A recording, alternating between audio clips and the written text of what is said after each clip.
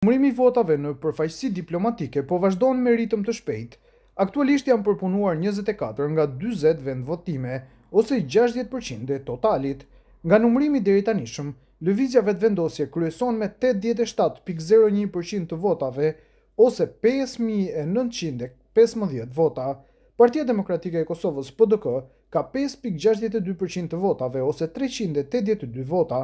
Lidhja Demokratike e Kosovës LDK ka 4.80% të votave, ose 326 vota. AK-ja, Aleanca për Ardhmërinë e Kosovës, ka 1.54% të votave, ose vetëm 105 vota.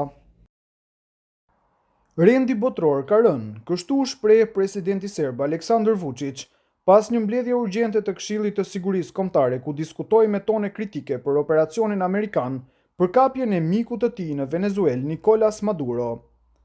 Pas veprimeve në Venezuelë, është plotësisht e qartë se rendi publik ndërkombëtar dhe karta e OKB-s nuk zbatohen, theksoi presidenti serb, duke shtuar se ligji i forcës dhe ligji i më të fortit po dominojnë botën. Pra ju e shihni që nuk ka parime. Kjo është arsyeja pse ne jemi veçanërisht të shqetësuar për armatimin e mëtejshëm të Prishtinës, në kundërshtim me Kartën e Kombeve të Bashkuara dhe rezolutën 1244, e cila është pezulluar de facto, por de jure, nga fuqitë e mëdha siç është Turqia, ato po armatosin me shpejtësi Prishtinën.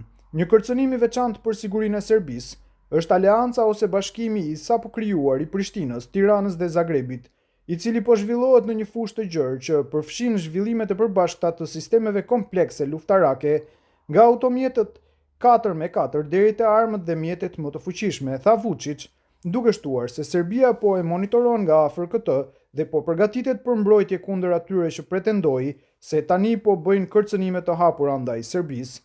Duam t'ju themi se Republika e Serbisë po e ndjek këtë me kujdes dhe ne jo vetëm që po e ndjekim, por po përgatitemi edhe për të mbrojtur kundër atyre që as fshehur azi, por hapur kërcënojnë vendin tonë.